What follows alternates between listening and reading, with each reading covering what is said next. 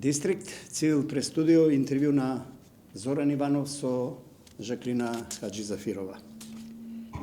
Жаклина Хаджизафирова, новинар, репортер, уредник, обучувач, магистер, докторант, извршен директор на СКУП, Центар за истражувачко новинарство и од неодамна стручен ангажман во Советот за етика на медиуми. Жаклина Хаджизафирова, добре дојдовте во Дистрикт на Цивил прес студио. Првото прашање е новинарство. Зошто баш новинарство од мал милион професии Жаклина заглави во најјавната професија? Прво благодарам на поканата. Зошто токму во новинарството? Мислам дека љубовта ми беше пренесена преку мојот татко, кој се занимаваше со слична дејност. А ова заглави во новинарството е можеби не по моја волја. Сум мислела во животот да се занимавам и со нешто друго, меѓутоа љубовта, пасијата кон новинарството, предизвиците во новинарството секогаш ми биле некоја звезда водилка да останам се уште во тие води. Позната сте меѓу колегите како новинарка со многу адреналин во професијата, со многу жар. Тоа е, како се вели, она природна дарба? Дел од карактер, можеби повеќе, не знам. Така сум, не знам, сакам работите да се завршат можеби на брзина.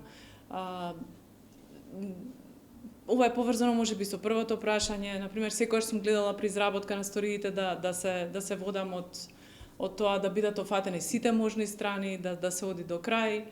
Некогаш и на моја штета во новинарството, меѓутоа ајде за гледачите на жарта Дистрикт. за среќа не исчезнала се уште збор два самата за себе, од Утрински весник, па во СКУП, Македонија Центар за истражувачко новинарство, преку многу премрежија.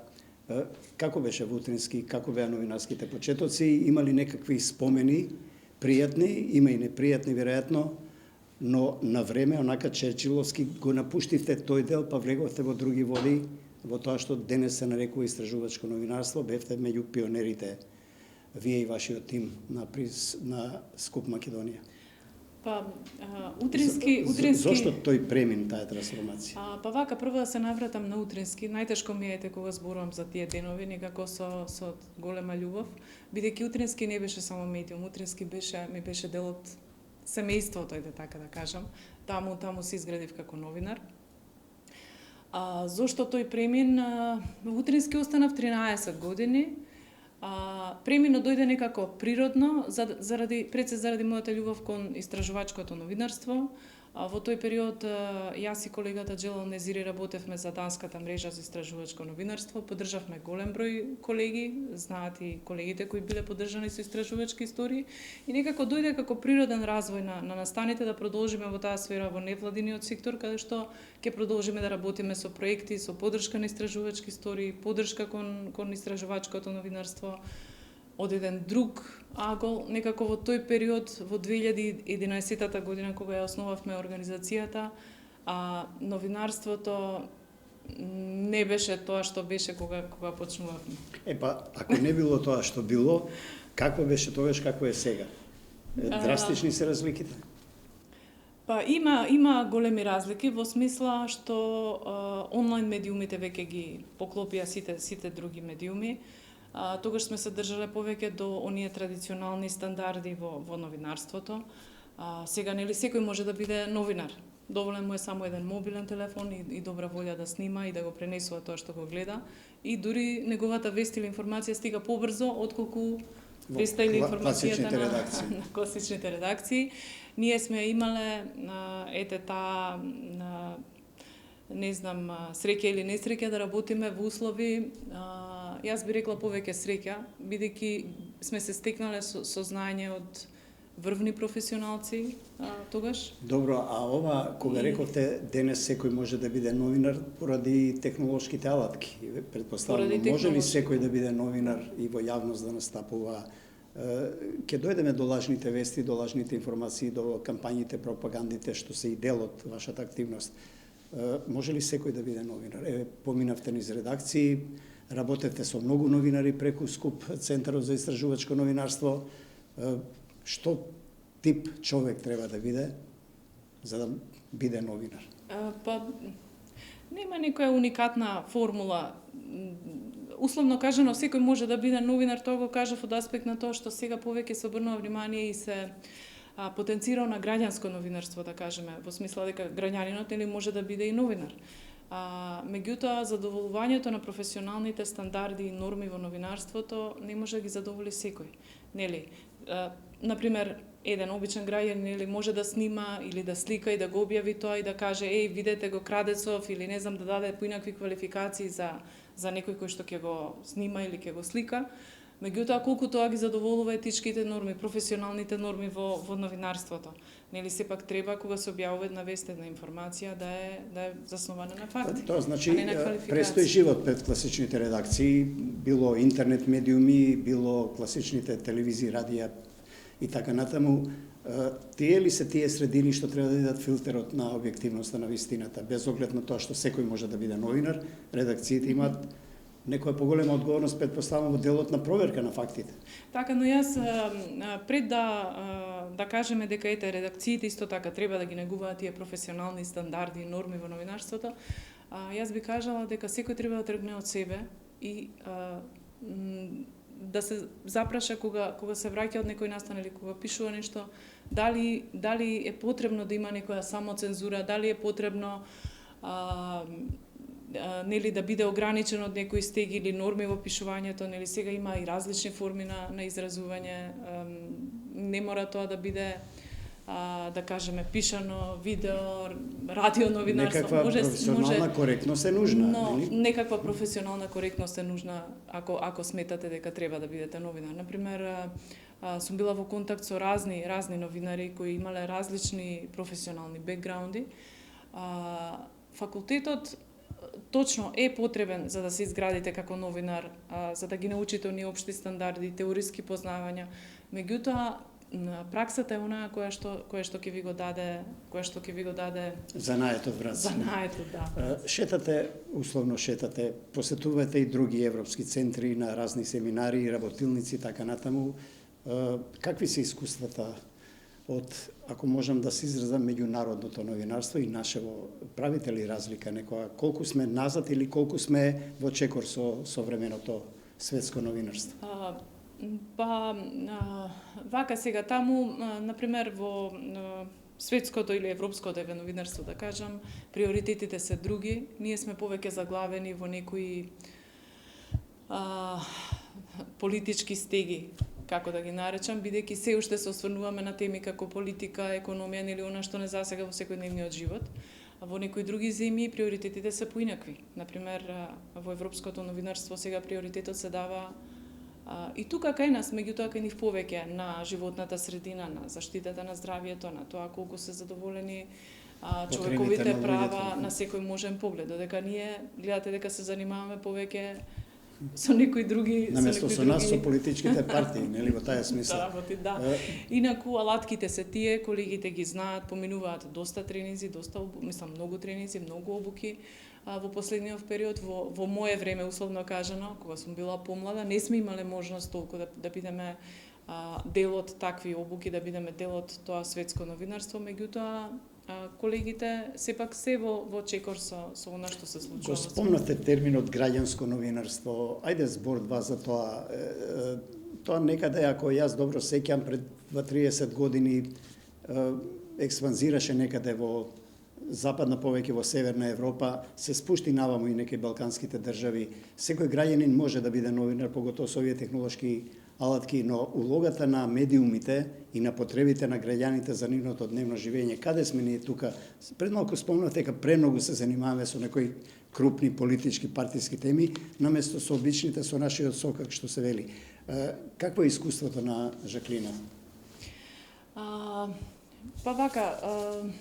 Генерално, мислењето на колегите е поделено во однос на тоа дали е потребно или не граѓанското новинарство. Меѓутоа, во одредени случаи граѓанското новинарство се покажа како покорисно во однос на традиционалното новинарство, во смисол на пренесување на вестите на настаните во моментот на случувањето, еве така да кажам. Нели, за да еден новинар отиде на местото на настанот, ќе му треба време, финанси, додека граѓанинот може било каде да е во светот еве граѓани на држава, може да го пренесе она што се случува таму, а не засега нас, да кажеме. Граѓанското новинарство според мене има предности, меѓутоа има и недостатоци, исто како што е случајот со онлайн медиумите. Во оваа интернет ера, да кажеме, никој не е имун на информациите. Информациите стигнуваат секаде и со огромна брзина. За жал, штетните информации стигнуваат. Тоа значи, може ли да констатираме дека интернетот и помага и одмага на класичното новинарство во некоја смисла? Ќе дојдеме до лажните вести и потребата од медиумска писменост и така натаму. Што да преферираме ние, консументите, граѓаните? Која е пораката на Жаклина до читателите, до слушателите, до корисниците на вестите? Како да ги препознаваат што е што, која е објективна и која почива врз факти, а која е манипулативна вест? Како до таква вештина? Па, има прашувам, бидејќи ви активно учествувате во така наречена сега малку и модерно медиумска писменост. Да. Па има повеќе карактеристики на тоа како да се препознае дали е некоја вест лажна, не е лажна, тенденциозна, сензационалистичка и така натаму. Еден од белезите еве на една таква вест е да се провери нели од каде таа доаѓа. Дали е тоа некој традиционален медиум, вебсайт на традиционален медиум, дали е медиум кој што е препознан од пошироката публика, постои повеќе години, не постои, има дел од веб портали кои што има некаков рейтинг, има некаков рейтинг, дали тој текст кој е објавен има автор, кои извори ги користи како кои цитати ги користи, од кои луѓе, дали се тоа измислени личности или навистина постојат. Има некои белези преку кои што може сепак да се препознае дали некоја индикација од прва да се препознае. Многу е важна локацијата, авторот, редакцијата, изворот кој е. Која е таа редакција, дали има импресум, дали има седиште. Преку Центарот за истражувачко новинарство работевте многу истражувачки теми и истории, дури мислам дека скуп со некој од нив така прилично се прослави, ако можам да го употребам тој термин во македонската јавност, и не само во македонската. Бевте цитирани и во странските медиуми, во многу престижни медиуми, ми се чини до Британија и до Лондон. Како се доаѓа до тема, како се реализира една сторија и кои се ефектите од тоа низ искуството на скуп?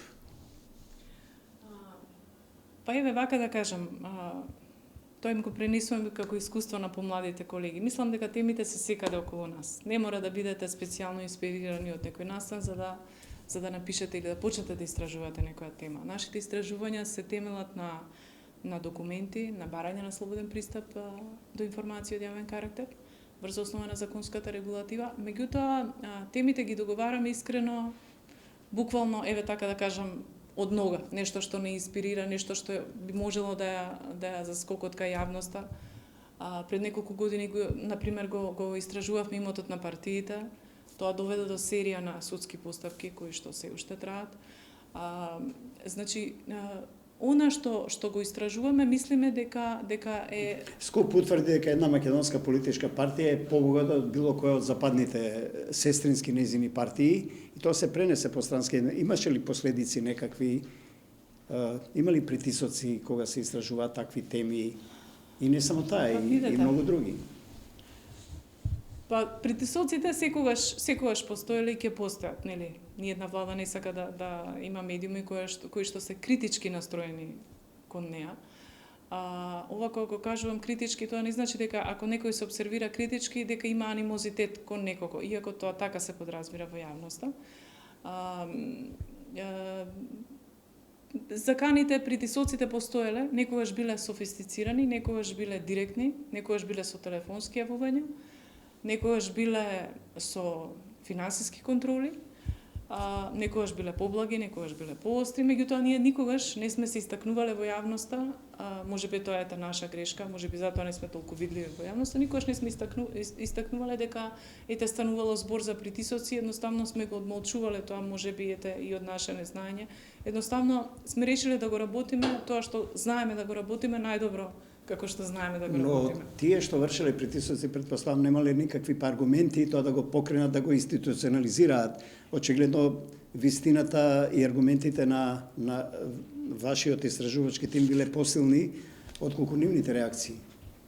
Па претпоставувам дека е така, штом резултирало и со судски постапки. Наша цел секако никогаш во истражувањето не е целта некого да омаловажиме, да навредиме или да го дискредитираме во јавноста, иако тоа засегнатите страни секогаш така го подразбирале.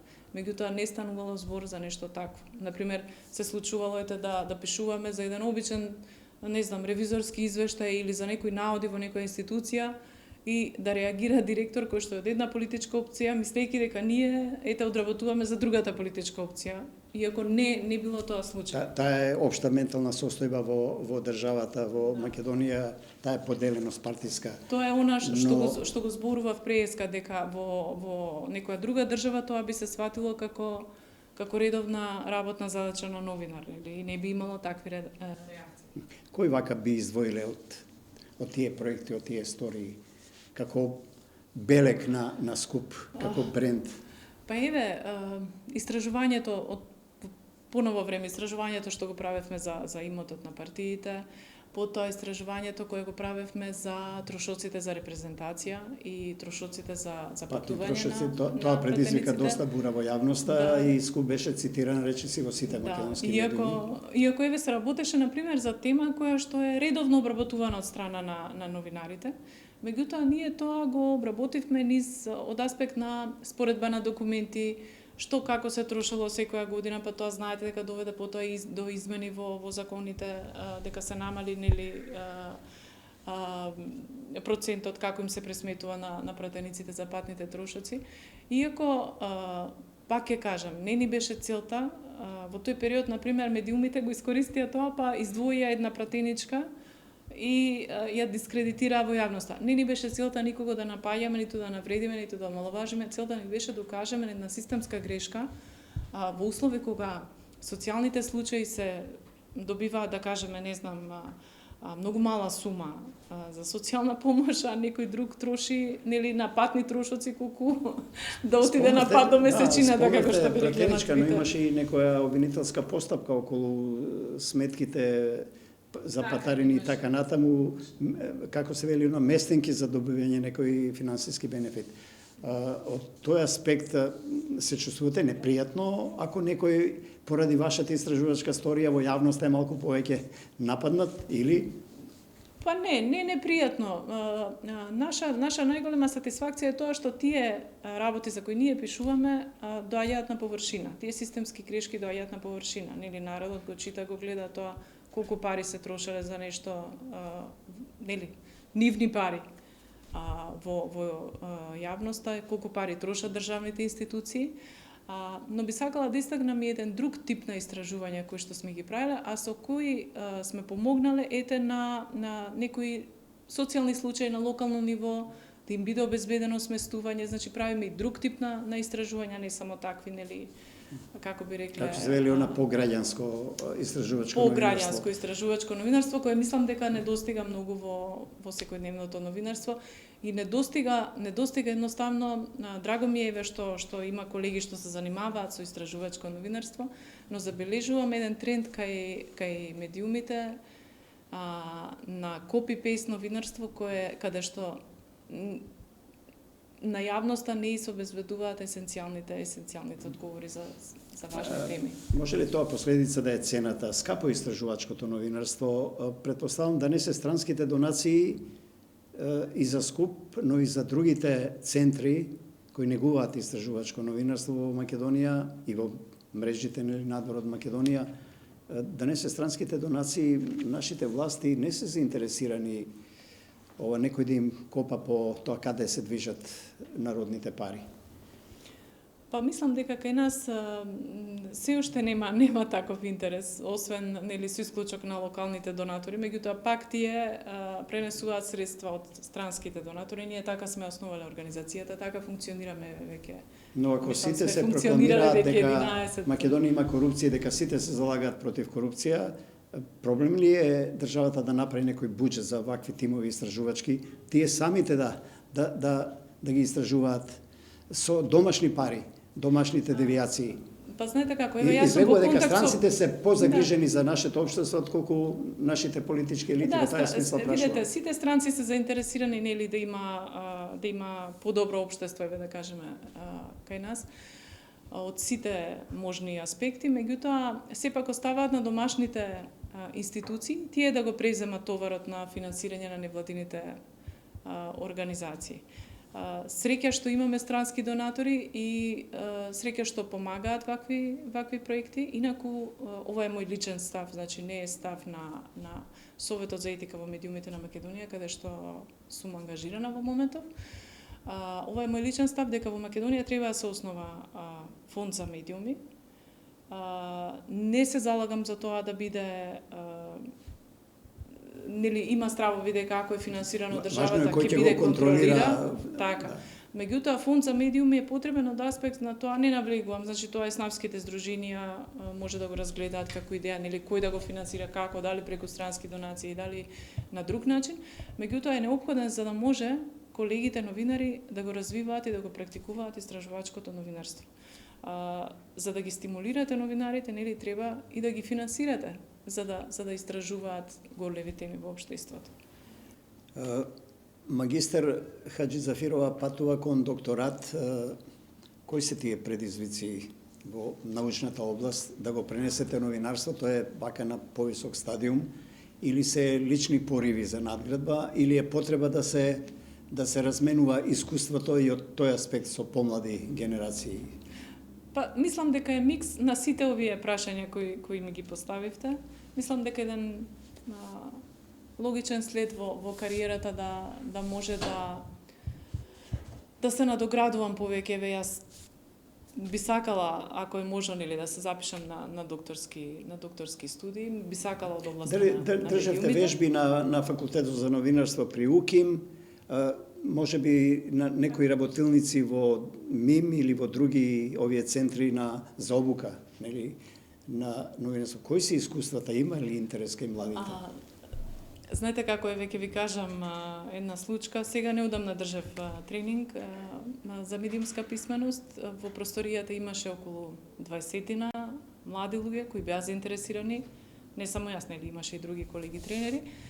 И вака им кажав, гледајќи ве вака во волкав број, во толку голем број, се утешив дека новинарството сепак е спасено, нели? Живо уште, бидејќи има интерес. Бројот на студентите на државните универзитети, знаете дека упаѓа, нема голем интерес за новинарството. Обично колегите кои се запишуваат на новинарство потоодат кон комуникацијски науки, да сакаат да станат PR експерти или да се занимаваат со маркетинг. Редакциите не се повеќе привлечни. Редакциите не се повеќе привлечни, гледат и самите синдикатот на новинари излегува постојано со бројки за тоа колку се платени новинарите и дали се платени, не се платени прекувремено. Навистина новинарите многу жртвуваат, го жртвуваат и семејниот и личниот живот, за да може да ја вршат функцијата која што ја вршат. Така, спомнавме нешто за лажните вести и спомнавме како да ги препознаваме. Сега, околу медиумската писменост, посебно таа тема е и тренд, и мене ме интересира. Дури владата беше заинтересирана да финансира низ некои проекти писменост. Но од друга страна, ако ги лоцираме, најголемата конјунктура на дистрибуција на лажни вести доаѓа од некакви партиски бизнис центри, центри на интерес. Малку дискутабилно е од една страна да се има политичка волја за медиумска писменост, да се финансира, да се барат фондови, еве и вие сега спомнат, од друга страна тие самите да продуцираат лажни вести. Каде е тука конфликтот во општеството? Па вака, како сега да одговорам на ова прашање да биде поедноставено. Има наплив на онлайн медиуми во Македонија, има и информации, нели, дека дел од порталите кои што функционираат во Македонија се формираат адхок, нели, за потребите на изборите. Меѓутоа, мислам дека препознавањето на порталите, на професионалните портали, професионалните медиуми, дека тоа публиката ќе го препознае. Добро, се води полемика и во новинарската заедница и кај издруженијата, дали порталите треба да се регистрираат, да се третираат како и бизнис центри во крајна линија, но многу од нив немаат ни подпис, ни кои се новинари, ни кој е главен уредник, може да шират кампањи, пропаганди и лажни вести. Точно, тоа е меч со две острици, бидејќи ако го регулирате онлайн просторот, нели ќе има простори државата но се... тоа не е социјална мрежа, затоа прашувам дали еден портал е онлайн простор или е редакција која го користи онлайн просторот. Во таа смисла, дали Жаклина се залага за некоја регулатива, очигледно покажа времето што измина дека само регулацијата не помага кај анонимниката, што публиката и професионалците не знаат кој стои за таа информација. Во таа смисла прашувам што треба да стори државата или издруженијата, се едно. Па мислам дека треба да се води дискусија околу тоа дали е потребен или не, дали е потребна или не е потребна регулација на онлайн просторот. Нема категорички да или не, нели, дека треба да се регулира. Ако го регулирате тој простор ќе состави можност, нели, државата да направи некои обиди за да може да го контролира тој простор. Ако не го контролирате, тогаш има, нели, општ хаос. Така што би требало еснавските здруженија да најдат заеднички јазик што да се прави во таа сфера или дали треба воопшто нешто. Сигурно дека пазарот одредува кој е што и публиката навикнува кои медиуми, кои портали, ако сакаме за интернет да ги користи, да ги консумира, кој да ги игнорира повеќе, бидејќи еднаш два пати ако е фатена во лагата ќе испадне како она со овчарчето. Но ајде блиц, вие околу вашите работилници, како изгледа една работилница со млади луѓе каде што држите предавања на оваа тема медиумска писменост? Кои се темите, кои се поентите и каква е комуникацијата, интеракцијата со младите? Спомнавте дека има интерес. Па има интерес со тоа што јас гледам, например, работилниците да не бидат класичен тип на работилници. Повеќе, нели, да биде тоа низ разговор, низ дискусија, какви се нивните размислувања за онлайн просторот, какви се нивните размислувања за дигиталната ера, што се тоа се случи во медиумската сфера во последниве години во Македонија. Знаете како, младите луѓе треба критички да размислуваат кон се што ги обкружува. Тоа не значи, нели, буквално да се сомневате во се што ви се нуди, меѓутоа да има некоја дистанца во однос на тоа какви информации примате, какви информации шерувате на социјалните мрежи, што поддржувате, што не поддржувате. Значи повеќе ги учиме околу тоа критички, нели, да се вели активен пристап кон информацијата кон веста. Така, да. Не е со намера нешто да им се сервира на готово и тие самите, нели, да го голтнат тоа. Туку самите да размислат што е она што мислат дека е најобјективно како информација за да може да понатаму да расудуваат, нели, во животот. Така, Совет за етика на медиуми во Македонија е нова работна локација, ако можам така да се изразам за Жаклина Хаџизафирова. Се афирмираше последниве години како едно тело, на некој начин јас би рекол саморегулативно можеби во однос на другите медиуми. Како функционира комисијата за жалби? Има доста работа, реагираат граѓаните, реагираат и медиумите, можеби на други медиуми. Така, па јас кога дојдов во СЕМ им кажав на колегите дека тоа е една средина каде што има огромен ентузијазам, од кој што бев навистина восхитена. Јас сум во моментов ангажирана во извршната канцеларија која нема да кажеме надлежности директни да суди, да пресудува. Точно, таму има други членови, нели, кои што одлучуваат во однос на поплаките и жалбите. Знам само дека има интерес од граѓаните да се жалат, нели, во однос на она што се пишува за нив, доколку сметаат, нели, дека ги загрозува нивните права од било каков аспект. И добро е што постои едно такво тело, за да може да се стимулира саморегулацијата во медиумската сфера и да се повеќе се залагаме околу тоа публиката сама да препознае, пак ќе кажам, кои се оние професионални медиуми, членки на СЕМ, на кои што треба повеќе да им се... Новинарските здруженијата на новинарите има неколку месечини во Македонија. Си ја вршат ли вака својата функција или на периоди ги снемува некако? Дали тоа зависи од општествените, од политичките околности кога ќе биде нападната фелата, тогаш реагираат, нема некој континуитет или јас можеби не го забележувам. Какво е вашето согледување околу тоа? Треба ли таму да има поголема бура, поголема активност, поголема гласност? Сите се членови на некои медиуми, работат некаде, а активноста што таму ја остваруваат не ја гледаме на нивните екрани, на порталите, на радијата, на... Па добро, заложбите на еснавските здруженија, мислам и нивната работа, затоа ќе треба нив да ги прашате. Мојата обсервација е дека сепак реагираат кога има некои побитни општествени случувања, нели? И добро е што е тоа така, нели, што не се тивки. Можеби има некои, не знам, забелешки од колегите во однос на тоа дека треба почесто да се реагира, меѓутоа мислам дека професионално си ја вршат. Така, пред крај на самиот крај, СКУП, Центар за истражувачко новинарство, која му е сега актуелна преокупација? Работи на некои стори новинарски или? Така. Сега работиме на серијал за безбедност на новинарите. Всушност колегите работат, бидејќи сега не сум веќе ангажирана активно во СКУП. Кога јас се заминав, значи почна еден проект, EU проект за безбедност на новинарите, кој се емитува на македонската телевизија. И тоа е повеќе од едукативен Тоа се видеостори. Карактер. Тоа се видеостори, куси видеостори. Во која смисла безбедност? На протести, на демонстрации, на војни? Безбедност од секаков можен аспект, од аспект на закани, од аспект на тоа како новинарите најбезбедно се вршат работата и кога се на ризични места и кога не се на ризични места. Во изминатиот период работевме на еден регионален проект кој се надеваме дека ќе продолжи. Се викаше Робин Худ, во соработка со Црногорска една организација.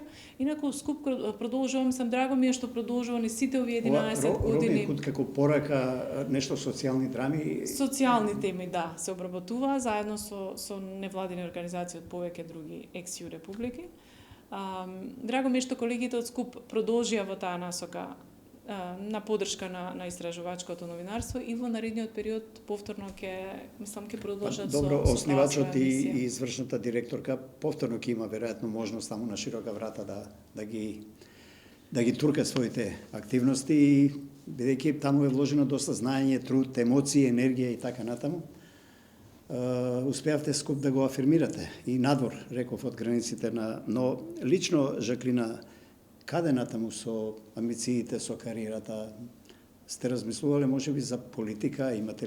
Сте имали некакви понуди од партии, од Не сум имала понуди од бизнис центри, некакви партии? Не, до сега не сум имала понуди. Останувате верна на професијата на мислам дека ќе и останам верна на професијата, а за тоа каде ќе ме води понатаму животот, останува да видиме.